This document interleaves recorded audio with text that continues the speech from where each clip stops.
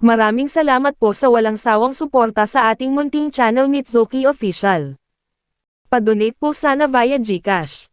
Mga master salamat. Huwag po sanang i-escape ang ads natin mga master salamat. Paki-like, share and subscribe. Maraming salamat and God bless. Kabanata 3121. Kahit isa pang leader ng sekta ay hindi kayang patayin ang ninuno ng blood cult sa isang one-on-one na laban, nakapasok lang ba siya sa Immortal Slaying Sword Formation? May nagsabi, hindi siya. Si Alex Rockefeller iyon. May nagkwento agad ng pangyayari. Sa sandaling iyon, tumahimik ang lahat. Ang pangyayaring ito ay masyadong kakaiba at lampas sa kanilang pangunawa. Mas maraming maliliit na tao ang magiging walang kapangyarihan pa rin, ang hindi nagkakamali na katotohanan sa mga Jostier powerhouses, ngunit sila ay nagkaisa at pumatay ng isang leader ng sekta, at iyon ay walang saysay. Ang problema ay Alex Rockefeller. Hindi bale na, malaki ang pagkukulang sa kanyang fighting style. Hindi namin kailangang matakot sa kanilang puro pag-atake hanggat kami ay mabilis. Ang karamihan ay nagkaroon din ng parehong ideya. Binaliwala pa nila ang babala na inilabas ni Alex at ipinagpatuloy ang kanilang mga ginagawa. Sa kasalukuyan, ang pagsira sa larangan ng puwersa ng Pompey ay ang kanilang pinakapinipilit na isyu. May nagsabi, ang pinakakinabahala ko ay ang ninuno ng blood cult ay may malalim na koneksyon sa witch cult. Ang sabi-sabi ay ang ninuno ng blood cult ay talagang anak ng dakilang warlock, si Ludwig Gerstner. Ang matandang demonyong iyon, si Ludwig Gerstner, ay walang batas, at ang kanyang kasakiman ay walang hangganan. Malaki ang gulo kung makatanggap siya ng balita at pumunta dito. Baka ilabas pa niya ang galit niya sa atin. Sa sandaling sinabi iyon ng lalaking iyon, bumilis ang tibok ng puso ng lahat. Ang witch cult ay kilalang kilala sa universo, at walang nang ahas na saktan ang mga taong iyon. Para silang kulungan ng mga baliw na aso, na gumagamit ng napakalupit na pamamaraan habang hindi sinusunod ang mga patakaran. Kapag namatay ang ninuno ng blood cult, siguradong malalaman ito ni Ludwig Gerstner. Natatakot akong mangyari talaga ang insidenteng ito, kaya mas mabuting magmadali tayo at basagin ang force field ng Pompey. Dapat tayong magmadali at pumunta sa ating magkahiwalay na landas kapag nakakita tayo ng mga pagkakataon at kapalaran. ******. Hindi alam ni Alex na nakipagsanib puwersa siya sa iba at nakapatay ng masamang demonyo. Ang lalaking ito ang tunay na pinuno ng blood cult. Kasali siya sa witch cult. Agad niyang hinanap si Dorothy. Kasama ni Dorothy ang kanyang mga anak. Bagamat iniwan niya sila sa sandaling ipinanganak sila, nakilala niya ang mga ito pagkaraan ng ilang beses. Gayunpaman, ang ina at ang mga anak ay malapit na magkamag-anak. Hindi masisira ang ganoong uri ng pagkakamag-anak. Mas gusto ni Zia na nailayo sa kanila si Dorothy, mas na-miss niya sila. Ang mag-asawa ay naunawaan ang isa't isa ng walang mga salita sa sandaling iyon habang sila ay muling nagkita pagkatapos ng mahabang pagkawala. Tumayo si Spring at sinabing, "Tay, ipapaubay ako sa iyo si nanay. Tag-araw, taglagas, taglamig, tera at makipaglaro kay tita. Huwag mong gambalain si mama at papa." Springs tunog tulad ng isang matanda. Ayaw ni Winter. "Bakit kailangan nating pumunta? Hindi ako aalis. Gusto kong makipaglaro kay mama." Sabi ni Spring, "Winter, ignorante ka talaga. Si tatay at nanay ay gagawa ng mga kaiyahiyang gawain ng magkasama, kaya maraming mga batang tulad namin ay hindi makagambala sa kanila sa gilid." Natigilan sina Alex at Dorothy. Hindi nila inaasahan na malalaman ni Spring ang ganoon sa murang edad. Natarante si Winter. "Ano ang isang kaiyahiyang gawa? Gusto ko ring gumawa ng mga kaiyahiyang gawain ng magkasama." "Ay nako, hindi mo ito magagawa. Bata ka pa." Hinatak ni Spring si Winter at ipinaliwanag sa malutong na boses, "Isisilang na nila ang ating mga nakababatang kapatid. Walang sino man ang maaaring tumingin sa kanila mula sa gilid, kung hindi, hindi sila ipanganak." "Naiintindihan mo ba?" Naguguluhan si Alex. Natarante si Dorothy. Agad namang tumango si Winter. "Naiintindihan ko. Ayokong maging nakababatang kapatid. Gusto kong maging kuya, tatay, nanay, hindi kita sisilipan. Kailangan mong marinig sa akin ang isang nakababatang kapatid na babae. Lalabas ako at maglalaro sandali. Pupunta ako at makipaglaro sa aking nakababatang kapatid na babae kapag ako ay tapos na. Kabanata 3122. Nang makaalis ang apat na bata, tumahimik ang eksena. Pagtingin kay Dorothy, parang may kakaiba si Alex. Nasaan si Ziena Stormer? Hindi kanya pinahirapan, di ba? Hindi sinagot ni Dorothy ang tanong na iyon, ngunit sinabi niya, matagal na tayong hindi nagkikita. Mismo na ba ako? Oo, bakit hindi ka lumapit at yakapin ako? Ang babaeng ito ay dapat na asawa niya, at walang pagkakamali. Paminsan-minsan ay nagpapakyut siya na parang spoiled na bata at humihingi ng yakap. Walang pag-aalinlangan, humakbang si Alex at hinawakan siya ng mahigpit. Inaamoy ang kanyang pabango, pinalamutian niya ang kanyang perpektong balat gamit ang kanyang malalaking kamay, na ang sensasyong iyon ay hindi maaaring maging mas mahusay. Honey, mukhang nagbago ang anyo mo. Ano? Ito kaya ang postpartum body? Manatiling kalmado. Ito ay nagiging mas mahusay. Tingnan mo, maraming laman dito na may 2 sukat na pagtaas. Ito rin ay napakatalbog. Jeez, nasa labas kami. Bakit ang bastos mo? Nandyan pa ang mga bata. Hindi ba sila umalis? Holy crap! 4 na maliliit na ulo ang sumundot sa punong nasa harapan nila habang nakatitig sa kanila ng nanlalaki ang mga mata. Bakas sa mukha nila ang kuryosidad, kaya malamang gusto nilang malaman kung paano ipanganganak ang nakababatang kapatid na babae. Tinampol ni Alex ang kanyang noo gamit ang kanyang kamay. Sa tingin ko ang mga wimpy brats na ito ay kailangang turuan ng leksyon. Tulad ng isang inahing manok na nagpoprotekta sa kanyang mga sisiw, niniting ni Dorothy ang kanyang magagandang kilay. Ang lakas ng loob mo. Hindi ba sila masyadong cute? Bubugbugin kita kung maglakas loob kang saktan sila. Buntong hininga. Ang isang mapagmahal na ina ay magkakaroon ng masasamang anak. Magwala ka. May isa ka pang anak, kaya hindi mo sila mahal na mahal. Mamahalin ko ang mga anak na ipinanganak ko. Sabi ni Dorothy habang tumatakbo papunta sa mga bata. Hoy, bakit ka aalis? Ano ang tungkol sa pagdadala sa nakababatang kapatid na babae? Hindi pa tayo nagsisimula. Sa impyerno niyan. Kontento na ako sa 4 na anak. Talagang pinagkakaabalahan niya ito. Pero hindi ba't normal lang ang sinabi niya? Dahil dito, nabawasan ang kanyang unang euphoria mula sa pagkawala sa kanya. Kanino siya dapat mga tuwiran, kung gayon? Well, walang magawa. Hindi napigilan ni Alex na pumunta. Pabalik-balik na naglakad si Winter na parang may hinahanap, pero hindi niya ito mahanap. Sounding disappointed, he said, nasaan ang nakababatang kapatid na babae? Nasaan ang nakababatang kapatid ko? Ang iyong nakababatang kapatid na babae ay hindi pa ipinapanganak. Sabi ni Alex, sinabi ng nanay mo na ayaw niyang manganak, at hindi rin niya gusto ang nakababatang kapatid mo. Agad na umiyak si Winter at lumuhad sa lupa, tumangging bumangon. Umiiyak, pinilit niyang magkaroon ng nakababatang kapatid na babae. Hindi napigilan ni Dorothy na buhatin siya. Kung mayroon akong nakababatang kapatid na babae, hindi kita magagawang yakapin sa hinaharap. Yayakapin ko lang siya. Ang iyong mga laruan at merienda ay kailangang ibigay sa kanya. Gusto mo ba yon? Matagal na nag-isip si Winter. Itinuro ang kanyang kapatid, sinabi niyang parang bata, ang mga laruan ng isang nakatatandang kapatid na lalaki ay dapat ibigay sa kanyang sanggol na kapatid na babae. Ang daming alam ng wimpy brat.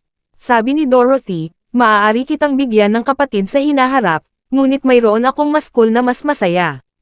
Gusto mo bang makita? Nanay, ano ang nakakatuwang bagay? Ito ba ay isang kotse? Gusto ko ng super wings. Hindi nakakatuwa ang super wings. Gusto ko ng flying sword. Kabanata 3123. Nang iwagayway ni Dorothy ang kanyang kamay at tinawag ang isang phoenix mula sa langit, tumangala ang 4 na bata na nakanganga ang kanilang mga bibig. Whoosh! Ang phoenix ay nasusunog sa apoy. Ang apoy na iyon ay nagpakita rin ng kagandahan at kagandahan.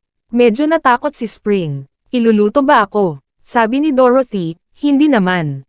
Tingnan mo, napakaamo niya. Inabot niya at nagpatawag ng isang malaking apoy ng phoenix.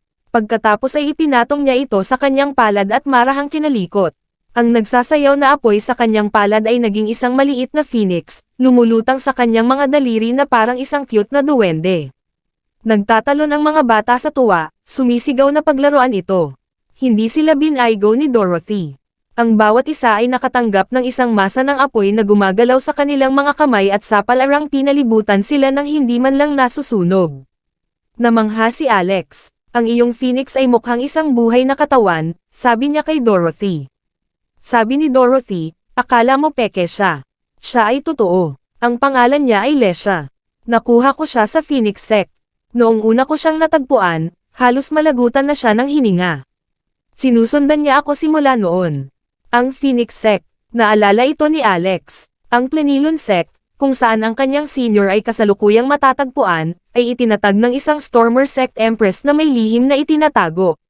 Mayroong isang lihim na teleportation portal sa Plenilun Sect na maaaring mag-teleport ng isa sa Phoenix Sect. Kung ganoon, ito ay dapat na parehong sekta. Sa sandaling iyon, pinalipad ni Dorothy ang 4 na bata sa likod ng nagniningas na Phoenix, si Lesha, gamit ang kanyang kamay. Nang makita iyon ni Alex, tiyak na hindi siya mahuhuli. Dahil dito, binalaan siya ni Lesha sa pamamagitan ng pagtitig sa kanya gamit ang isang pares ng nagniningas na mga mata, na hindi pinapayagan siyang sumakay sa kanya. Ay nako, nagre-rebel ka diba? Alam mo ba kung sino ako? Lalaki niya ako. Kung hindi mo ako papayagang sumakay sa iyo, hindi ka makapasok sa mga tarangkahan ng pamilyang Rockefeller. Alam mo ba, ang Yukon, kung saan ka matatagpuan ngayon, ay akin din. Hindi mo lang ako nabigo, kundi itinaboy mo pa ako. Bobo ka ba? Walang magawa si Dorothy, bata pa si Lesha. Bakit ang hirap mong pagtalunan dyan? Pagkatapos, bumulong siya ng ilang salita habang tinatapik ang Phoenix. Noon lang hindi na pinuntirya ni Lesha si Alex. Nakatagilid ang ulo niya at walang pakialam na pinagmamasdan si Alex na naglalakad papunta sa likod niya bago niya ibinuka ang kanyang mga pakpak at lumipad ng mataas. Sa mga mata ni Alex, hindi na bago ang paglipad sa langit. Ang mga bata ang pinaka-nakakatuwa. Umupo si Alex sa tabi ni Dorothy at ipinulupot ang braso nito sa kanyang slim waist habang nagtanong, paano ang iyong dating pagkakatawang tao? Hindi ba siya lumabas at nanggugulo sa pagkakataong ito? Umiling si Dorothy at sinabing, hindi siya dumating. Hindi dumating. Anong ibig mong sabihin? Halatang nagulat si Alex saglit.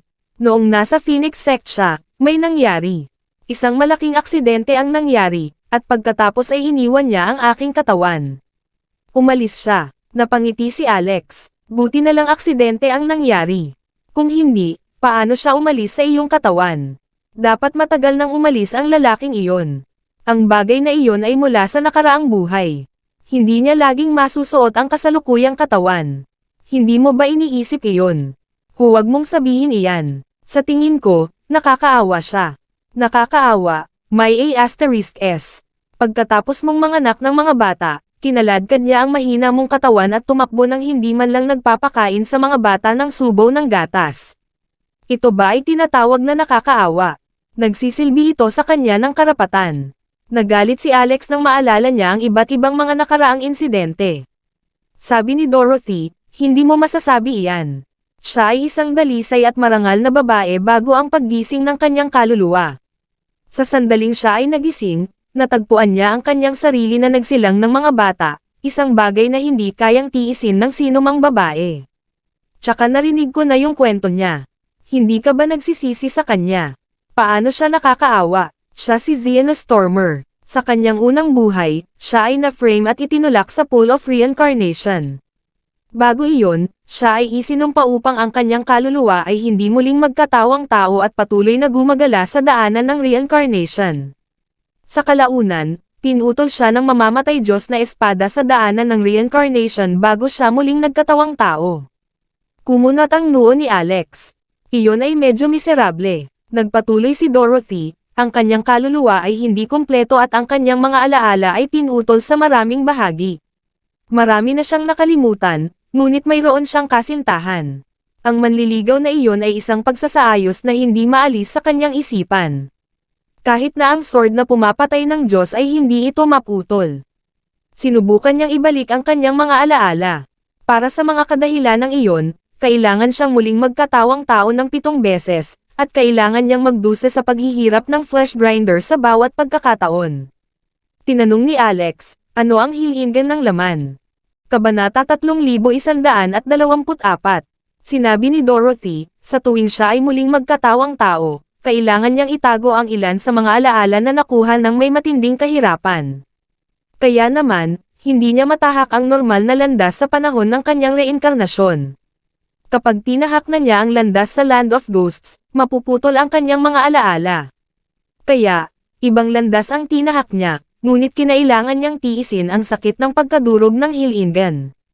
Tinukoy ng Hilingen ang tinatawag na flesh grinder. Hindi pa nakapunta si Alex sa Land of Ghosts, at hindi niya alam ang partikular na sitwasyon doon.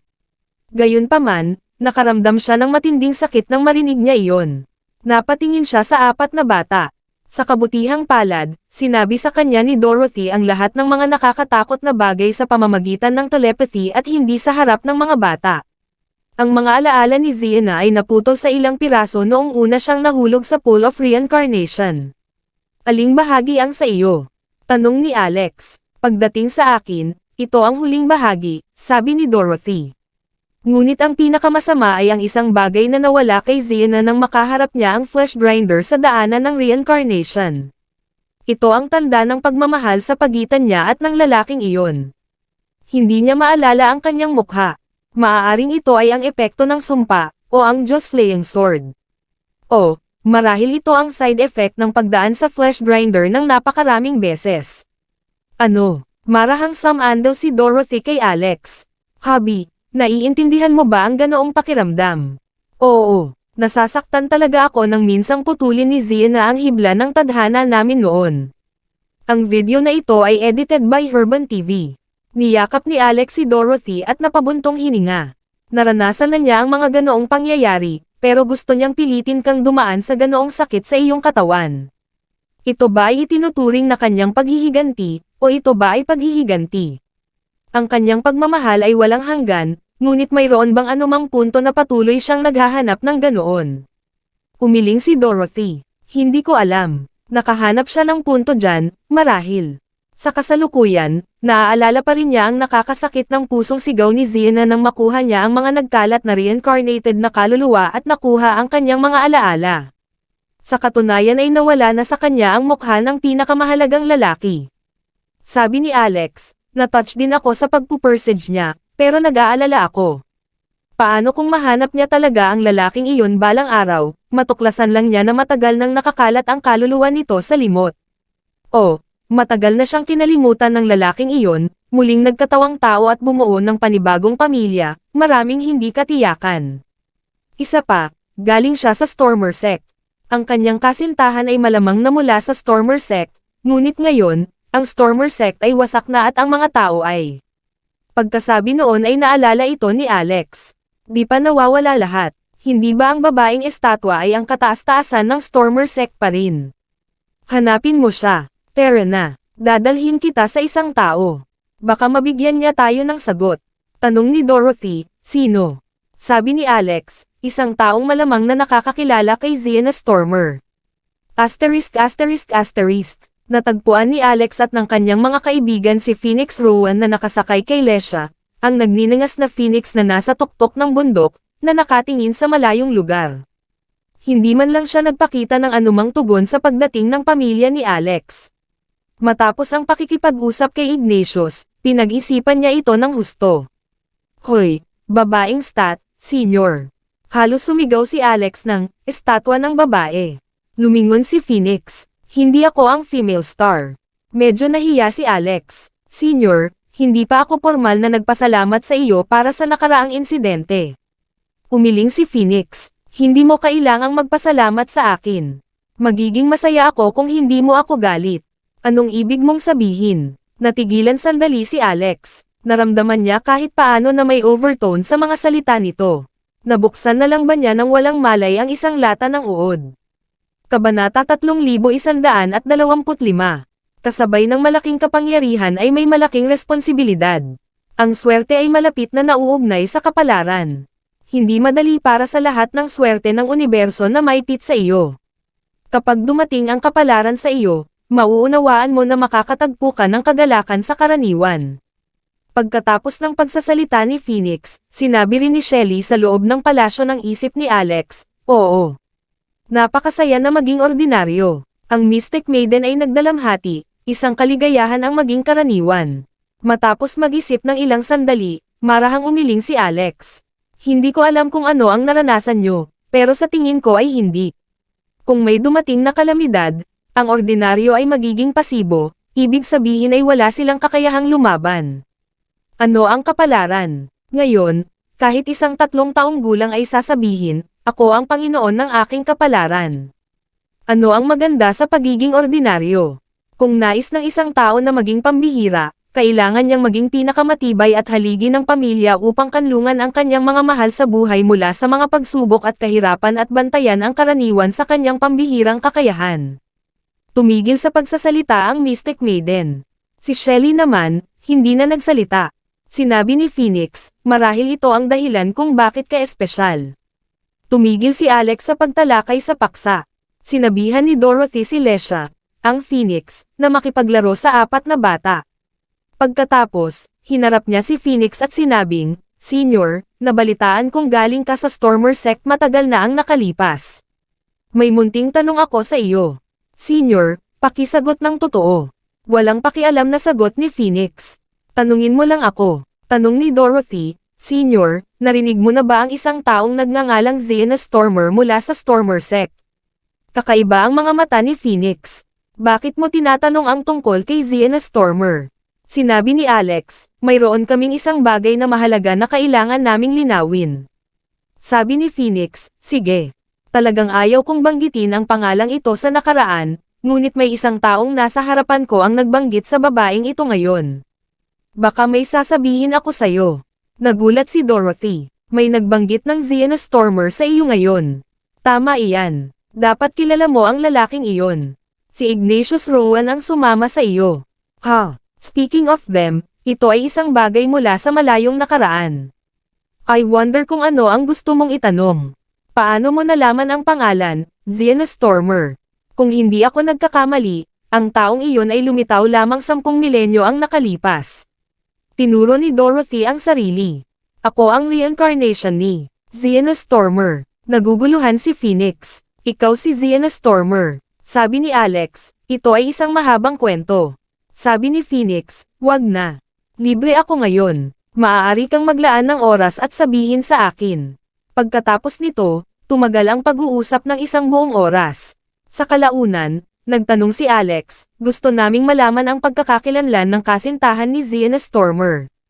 Sinabi ni Phoenix, sa tingin ko, mas mabuti para kay Ignatius na sagutin ang tanong mo. Ilang sandali pa, dumating si Ignatius. Matapos malaman ang lahat, gulat na tinitigan ni Ignatius si Dorothy. Ikaw ang reincarnation ni Xena Stormer. Hindi nakakagulat na palagi kong nararamdaman na nagbibigay ka ng isang pakiramdam ng pagiging pamilyar. Pareho silang magkasama dati, pero sa totoo lang, hindi nila kilala ang isa't isa. Nagkita sila sa Phoenix Sect. Sa pagkakataong iyon, pareho silang nagmamadaling makarating sa Yukon. Pagkatapos ay sinabi niya, ang manliligaw ni Xena Stormer ay si Dimitri Rockefeller. Speaking of the two of them, tumakbo ng malalim ang kanilang emotional gusot. Hindi lamang ito mahiwalay, ngunit ito rin ay nagulo. Sakit ng ulo ang love triangle na iyon. Ha? Bakit magkakaroon ng love triangle? Nagulat si Alex. Nako, Tio Alex, pareho kayong Rockefeller ang apelyido.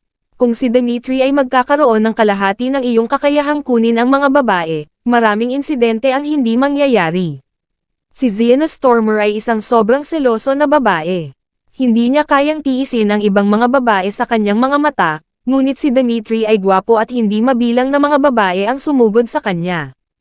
Higit sa lahat, walang nangyari sa pagitan nila ni Dimitri, ngunit galit siyang tumakbo palayo sa bahay. Pagkatapos, hindi sinasadyang nahulog siya sa isang walang laman na oras at nalock sa loob ng 12-12 milenyo. Kung hindi dahil sa tatay ko, hindi siya lalabas. Kabanata 3126. Napukaw ang pagkamausisa ni Phoenix. Tumabi siya sa tabi niya, bakit kasali ang tatay natin? Sinabi ni Ignatius, malamang na hindi ka aware pagdating sa bagay na ito dahil isa ka lang mabangis na brat na may suot na diaper noong panahon ng insidente. Noon, nakakasira ng lupa. Sige, itigil ang pagpapakitang gilas at sabihin ito ng mabilis. Tinapik ni Alex si Ignatius sa likod ng ulo niya. Dahil alam niyang siya ang ampon ni Jade, naramdaman ni Alex ang pakiramdam ng pagmamahal sa lalaking ito. Sinaman ng tingin ni Phoenix si Alex. Siya ang aking kapatid na lalaki. Sinong nagpahintulot na suntukin mo siya? Ha, magulo talaga ang seniority. Kung ang isa ay kalkulahin mula kay Jade, si Alex ay disipulo ni Jade, at siya at si Ignatius ay mga kapantay. Gayunpaman, nang ang Nolason na si Ignatius ay nanatili sa Rockefellers, tinawag niya sina Maya at Waltz bilang mga tiyahin. Sabi nga, hindi ba matutumbasan ni Alex ang pagiging tiyuhin niya? Kung ang isa ay magkalkula simula sa katotohanan na siya ang panganay na anak ng pamilya Rowan, magiging imposibleng malaman ito. Hindi ko siya sinaktan. Hinawakan ko lang siya ng marahan. Jeez, ang babaeng tulad mo ay hindi mauunawaan ang komunikasyon sa pagitan ng mga lalaki, sabi ni Alex. Pagkatapos, hinimok niya si Ignatius na magkaroon ng seryosong pag-uusap. Ang insidente ng pagkalak ni Xena sa loob ng 12 ng milenyo ay magiging isang nakakabaliw na kwento. Sabi ni Ignatius, nangyari iyon mahigit 10 milenyo na ang nakalipas. Noon, ang aking ama at ilang mga kaibigan ay hinahabol ng ilang hari ng Netherrealm at pumasok sa magulong kawalan. Pagkatapos ay nakatagpo nila ang agos ng walang laman na mga hayop. Ang eksenang iyon ay talagang nakakabigla. Nagtanong si Dorothy, hindi mo pa nakita ito ng iyong sariling mga mata, hindi ba? Sinabi ni Ignatius, hindi ko pa nakikita ang memory crystal. Sabi ni Phoenix, huwag kang hamarang. Ipagpatuloy mo. Sige, ang mga walang laman na hayop na iyon ay mga maligalig na nilalang. At ang legion ng mga hayop na iyon ay binubuo ng hindi bababa sa 10-10 milyong mga walang laman na hayop. Sa sandaling mahuli ito ng isang tao, tiyak na mamamatay siya. Gayunpaman, tumakas sila sa anumang landas na maaari nilang madapa at nabangga sa pasukan ng pagkawasak ng oras. O, sa pamamagitan ng paraan, ang oras na iyon ay may magandang pangalan, na tinatawag na Eternalis. May tinatawag na Time Blade sa loob nito. Iyan ang killer blade ng kabataan.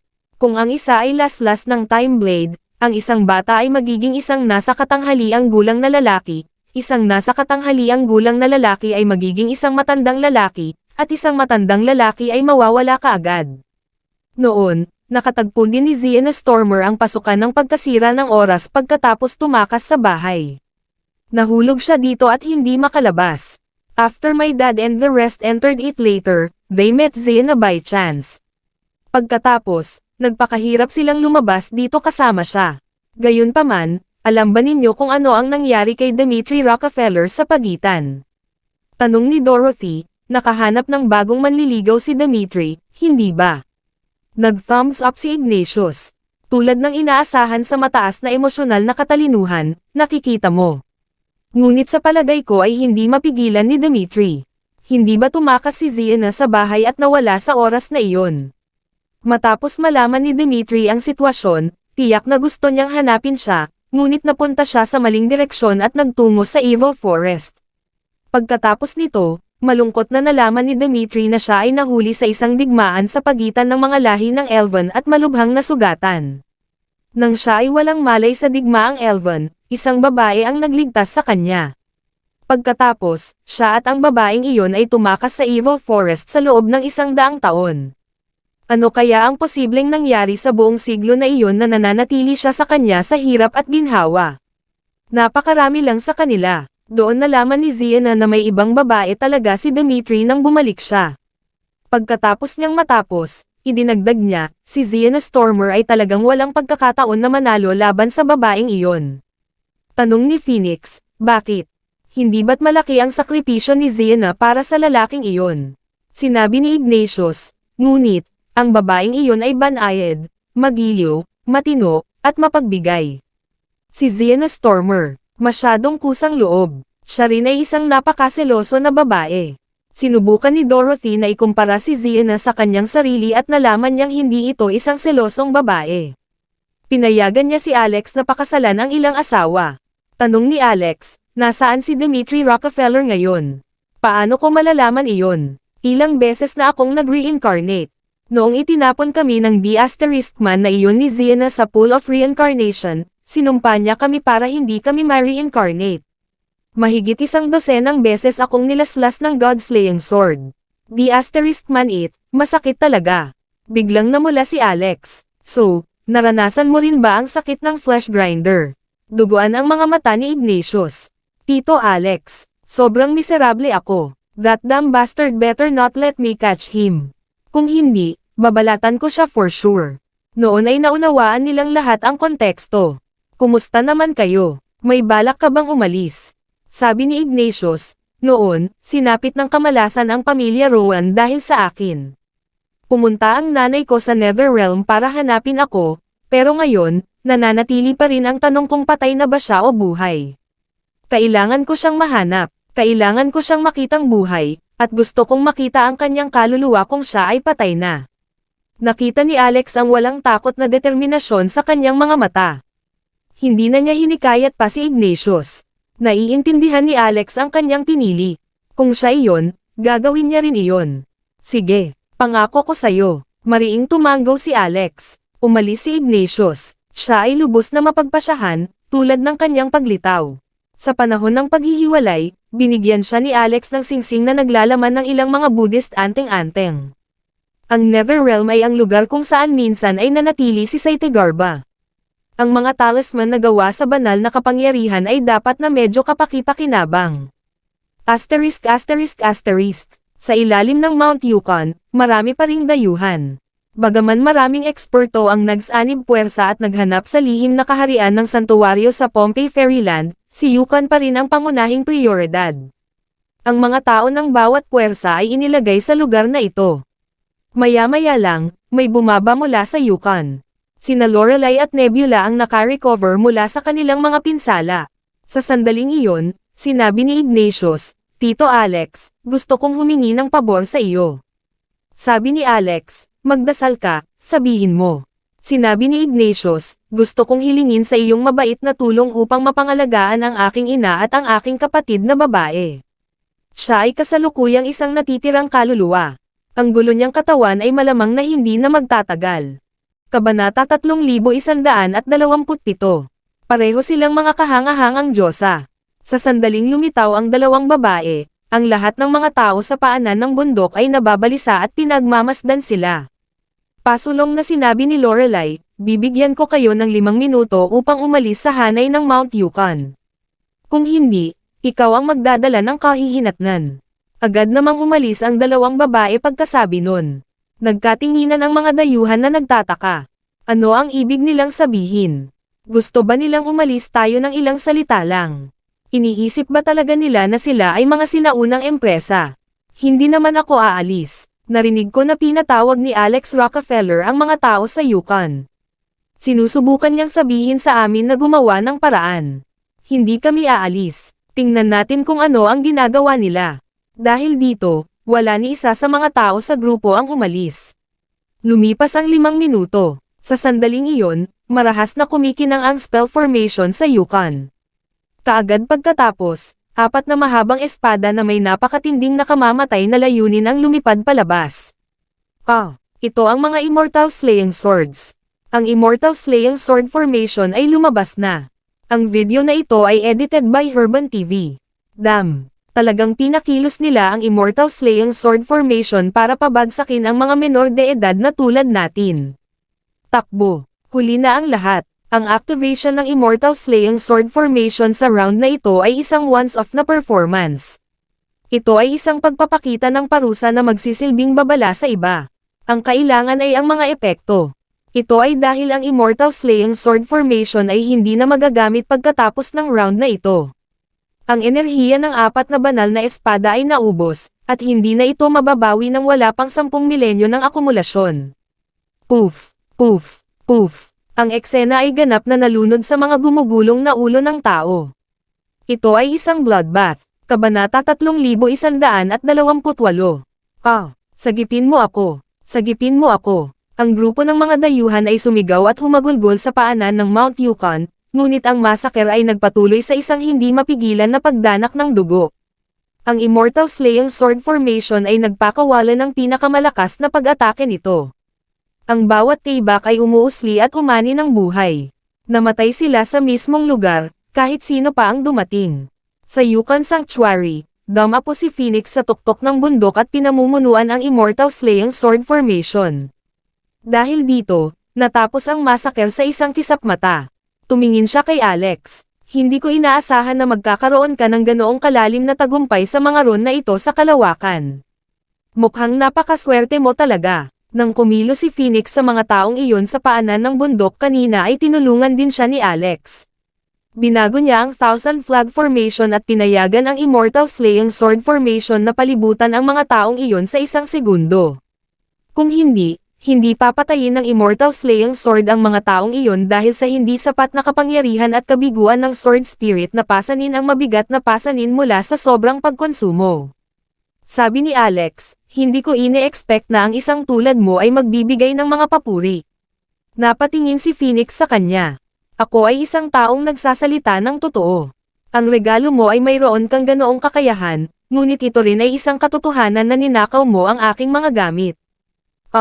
Namula si Alex. Nang maalala niyang hinubaran niya ang kanyang rebulto, hindi siya maaaring makipagtalo sa kanya. Sinong mag-aakala na ang isang rebulto ay mabubuhay? Sa ilalim ng normal na mga pangyayari, walang makakaisip nito. Iniba niya ang usapan. Marami na akong narinig na chismis tungkol sa tatay mo, pero hindi pa rin malinaw ang mga detalye. Ang huling narinig ko ay ang dakilang Genbo ay pumunta sa isang uri ng kailaliman upang humanap ng paraan upang talunin ang Undying Clan. 3 milenyo na ang nakalipas mula noon, at walang nakarinig ng salita mula sa kanila. Ito ba ang iniisip ng lahat, kung gayon? Sa katunayan, sila ay nabigo, hindi ba? Natahimik si Phoenix habang nagdidilim ang mga mata. Maya-maya, napabuntong hininga siya. Kalahating taon na lang ang layo mula sa 3 taong yugto na binanggit ng dakilang Genbo. Makalipas ang kalahating taon, mawawalan ng bisa ang puwersang itinayo niya sa kanyang buhay. Pagdating ng panahon, ang Undying Clan ay sisalaki sa malaking sukat. May paraan ka ba? Tanong ni Alex. Sinabi ni Phoenix, nasa iyo ang paraan. Nagulat si Alex. Paano magiging ako? Sabi ni Phoenix, di ba sinabi ko na sa iyo noon? Kasama ng malaking kapangyarihan ang malaking responsibilidad. Ikaw ang tagadala ng swerte sa sansinukob na ito, ang pointer ng kapalaran ay nakatarget sa iyo, at isang sakuna ay hindi maiiwasan. At, ang mga pinakamalapit sa iyo ay kaladkarin sa puyo ng tubig na ito. Nagkaroon ka na rin ng mga realisasyon dati. Mapoprotektahan mo lang ang mga gusto mong protektahan kung malakas ka. Dahil ikaw ang binhi, ang mga sumusunod na paghahanda ay iangkop para sa iyo noon. Tanong ni Alex, ano pa ba ang dapat ihanda? Ang pagtaas ng espiritual na enerhiya ay natapos na. Umiling si Phoenix, simula pa lang yan. Ang Beast King Pool ay bubuksan sa 7 araw. Dadalhin kita doon pagdating ng panahon. Bahagyang kumunat ang noo ni Alex. Kinailangan niyang umalis muli pagkatapos ng 7 araw. Plano niyang manirahan dito sa simula, kaya marami siyang ginawang paghahanda. Bukod dito, ipinadala niya ang tawag ng 10 Wheels Earth Incantation ni Saitigarba. Pagkatapos, sa sandaling iyon, ang boses ni Shelly ay umalangaw-ngaw sa kanyang mga tainga. Kung ito talaga ang Beast King Pool, ito ay magiging isang beses sa isang buhay na pagkakataon. Tinanong siya ni Alex sa pamamagitan ng telepathy, alam mo ba ang tungkol sa Beast King Pool? Nang gustong sagutin siya ni Shelly, biglang pinalabas ni Phoenix ang divine light mula sa kanyang mga mata at tinitigan ang noo ni Alex bago siya mahinang nagtanong, sino ang nasa loob ng palasyo ng iyong isip? Agad namang tumahimik si Shelly at hindi na nagsalita. Sumagot si Alex, hindi. Walang tao. Malamig na umungol si Phoenix. Ang lakas ng loob mo pang magsinungaling sa harap ko. Kung ayaw mong sabihin sa akin, papasok ako at titingnan ko ang sarili ko. Whoosh! Kabanata 3129. Biglang lumuhad si Phoenix at naging isang stream ng liwanag bago siya sumugod sa palasyo ng isip ni Alex. Ay nako, medyo madaming tao. Hindi lang si Shelly ang nasa harap ni Phoenix, kundi naroon din si Ancestor Body at ang Mystic Maiden of the Nine Heavens. Hindi inaasahan ng iilan na pipilitin ni Phoenix ang sarili na pumasok sa isip ni Alex nang walang pahintulot niya. Natakot si Alex na baka mag-away siya sa loob kaya sumugod din siya. Napatingin si Phoenix kay Shelly habang nakangiti. Iniisip ko kung sino iyon. Dapat matagal ko na itong pinag-isipan. May divine power ang brat na ito sa buong katawan niya. Maliban sa iyo, Rachel Lockhart, walang ibang makapagtuturo sa kanya. Nanlaki ang mata ni Alex. Ano ang nangyayari? Magkakilala ang 2 taong ito, at si Rachel Lockhart. Is that Shelly's real name? Galit na galit si Shelly. Sinong pinapagalitan mo? Sino si Rachel? Sa palagay mo ba ang lahat ay bulag at walang ingat tulad mo? Paano ito lumabas? Kawawa naman di ba? Isang kaluluwa na lang ang natitira mo. Hindi mo man lang mahawakan ang ilang basura at kailangan mong humingi ng tulong sa aking disipulo. Tatanungin kita, namumula ka ba? Nahihiya ka ba? Huwag mong sabihing makikilala mo ako sa hinaharap. Ngumisi si Phoenix, nakilala ko ang isang duwag na katulad mo dahil lang sa bulag ako. Hindi ka bulag. Ikaw ay tanga. Ikaw ang tanga. Isa kang Dumba *S. Isa kang piping ibon. Si Alex, Ancestor Body, at ang Mystic Maiden of the Nine Heavens ay nagtinginan sa isa't isa nang may pagkadismaya nang makita nilang hindi ito kapanipaniwala. Ang 2 babaeng ito ay napakalakas na buhay na minsan ay nagutos ng malaking paggalang, ngunit sa hindi inaasahan, sila ay nag-aaway na parang mga bata sa kindergarten ngayon. Kung paanong ang lahat ay nag-aalala na ang mga babaeng ito ay sasabak sa isang mahigpit na labanan, nagkaroon ng kapansin-pansing pagbabago ng mga pangyayari. Niyakap ni Phoenix si Shelly. Rachel, akala ko matagal nang namatay ang katawan at kaluluwa mo. Ikaw ay hindi isang babaeng vegan o nagbigkas ng mga Buddhist mantra, kaya bakit manatili sa Siddhartha realm? Napakahiyain mo at kaya mong tumakas, ngunit nasa ganitong estado ka para sa kapakanan ng Budismo. Mas masama ka sa akin. Ngumuso si Shelly at itinulak siya palayo. Tumigil ka sa pagiging malapit sa akin. Matagal na kitang nakilala, pero ayokong pakialaman ka. Galit na tinuro ni Phoenix si Alex habang sinasabi niya, Rachel, naniniwala ka bang sasabihin ko sa kanya ang lahat ng sikreto mo? Naguguluhan si Shelly. Biglang nakaramdam ng pagkabalisa si Shelly. Ang lakas ng loob mo. Na-curious ang lahat at nagtaka kung ano ang sikreto ni Shelly. Gayunpaman, nang pag-usapan iyon ng 2 babae ay tila napatigil sila. Wala na rin silang binanggit na sikreto. Pinalaki ni Phoenix ang espasyo sa palasyo ng isip ni Alex.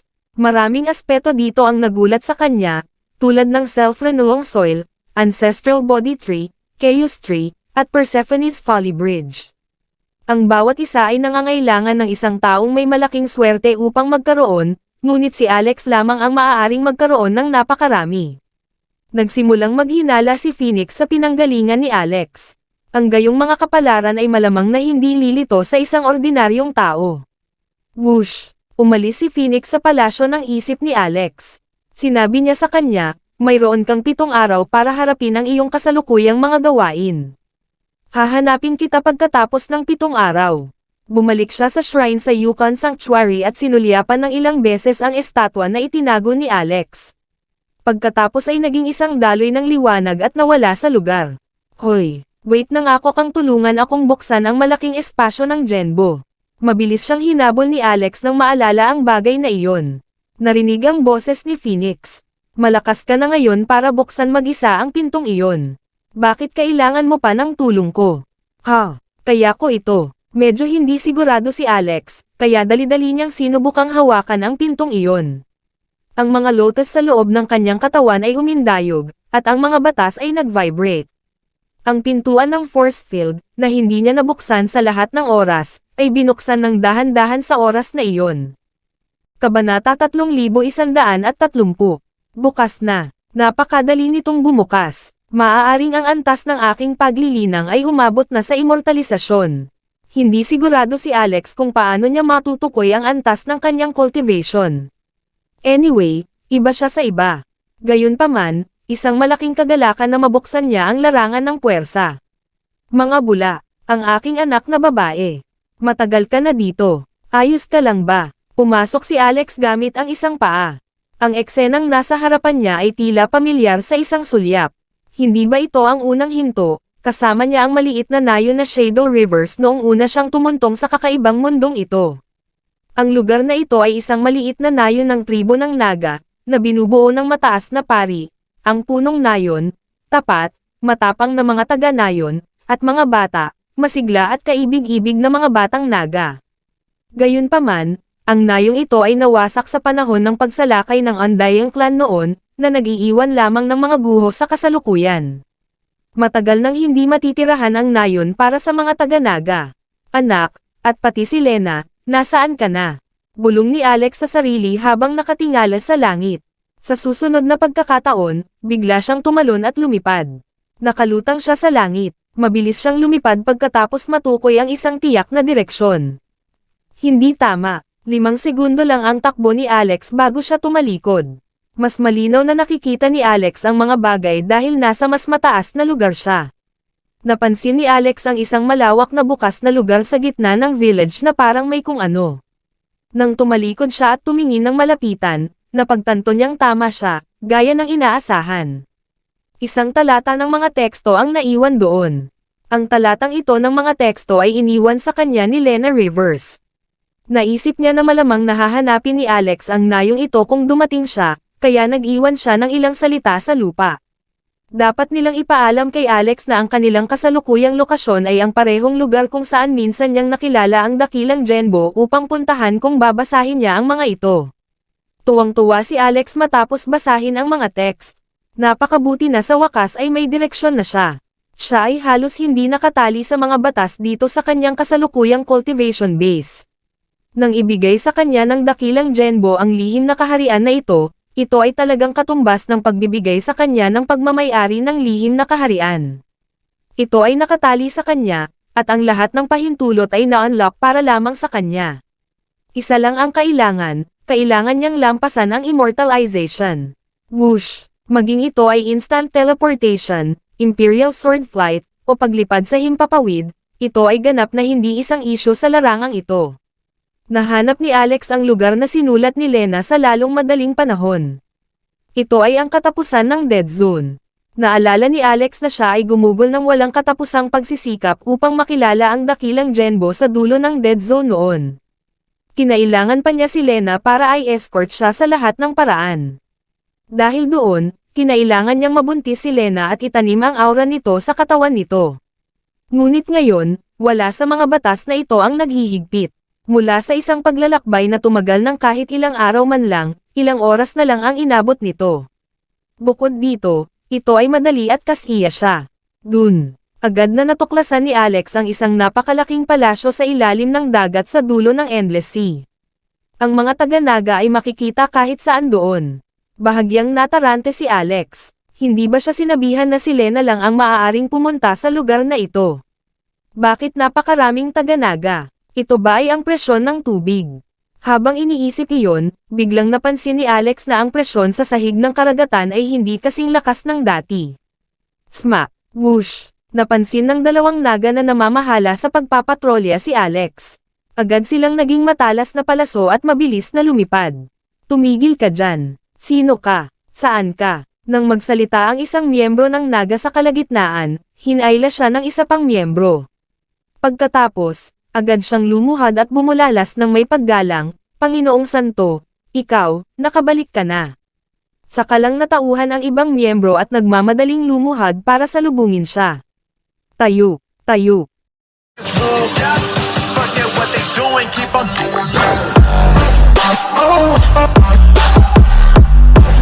Oh,